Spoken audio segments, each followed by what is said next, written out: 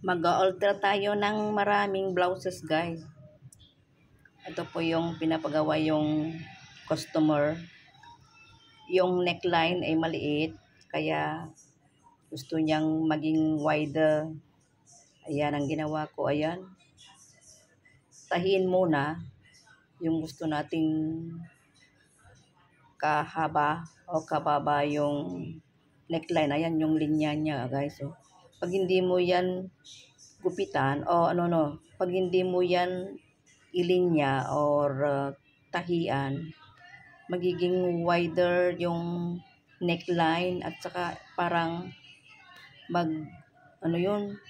anong tawag dun sa pag hindi mo yan tinahian, o magiging lalaki na yung neckline, kaya ganyan. Bago kayo mag-cut ng neckline, o ganyan niyo, tahian nyo. Ayan, natahian na yan, kaya hindi na yan mag-stretch. O, tapos, ayan ang ilagay kong bias niya. 8 yan pinagawa sa akin. Ginagawa ko yan pag free time ko. Alam nyo naman dito may mga amo tayo eh.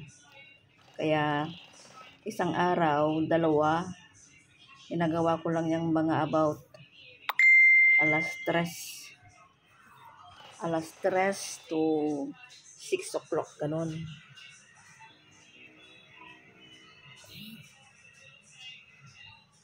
Kaya, ayan, natapos na din. Salamat sa mga amo. Ganyan lang. Marami yan pwedeng tahiin dyan, kaya lang kung minsan, guys, walang time. Alam nyo na. At saka ito parang din, parang ang tawag dyan, extra. Hindi naman libre yan eh.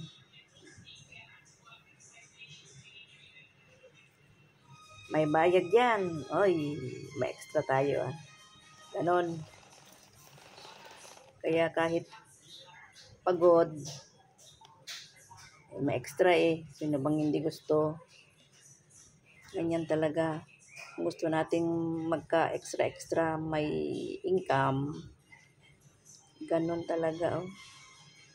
Buti na lang alam natin konti mag-repair.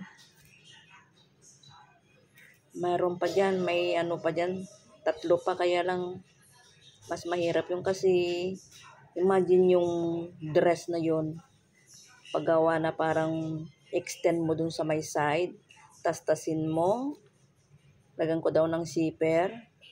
Yun ang mahirap. Mahirap ka mo ang mag-repair ka sa yun sa manahin na diretso. Mas mabuti pa ito nag-ground lang yan, lagyan mo na ng bias, paikot lang. Ayan na. Tingnan nyo.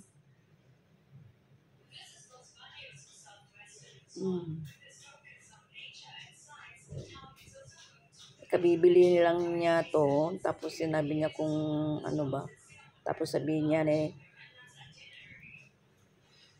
tinanong niya doon sa may shop doon sa kabila, 10 daw isang blouse. Sabi niya, tinanong niya sa akin kung kaya ko. Sabi ko, di kayain ko. Ayan, di may 8 ako dyan. Di na yon, magkano na yon? May extra. Salamat sa extra. Extra pagod din. Okay lang. Galing ah. Salamat sa panonood, sa mga manonood. At saka pinabalik niya yung niya dito sa likod para malaman niya kung nasaan ang harapan at sa likod. Kasi kahapon, 2 days ago,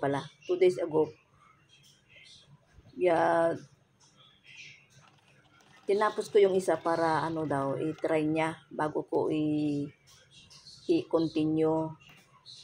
I-try niya. Hindi na nga alam kung nasaan na yung likod at saka sa harapan kasi tinanggal ka na yung niya. Doon sa may likod niya, yan, tag na yan.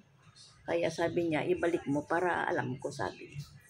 O, nabalik na. O, tapos na din. Tapos, ito naman yung last na to. Green, lime green. Wala akong lime green na ganyan. Kaya, pwede naman siguro kasi hindi naman nakikita sa likod eh. Okay. Bago natin itupi, ito muna. Pasadaan natin sa may labas. Kasi pag hindi mo yung pasadaan yan, parang nag-open yan eh. Kaya, yan. Ganun talaga.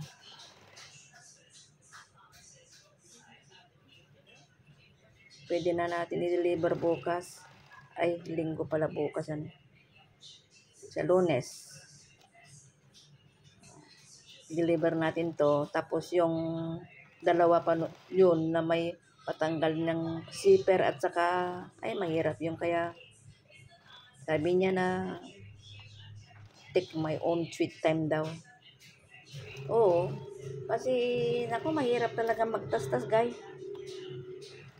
Pero ito parang mas madali. Kasi kinat ko lang yung sa may neckline bago ko kinat. Pasadan mo ng guhitan mo na yung mag-ground na yung tapos tahian para hindi siya mag-elastic yung neckline. Ayan. Ganon. Kailangan natin may plano. O, ayan, natapos na din. Binalik ko na din yung niya.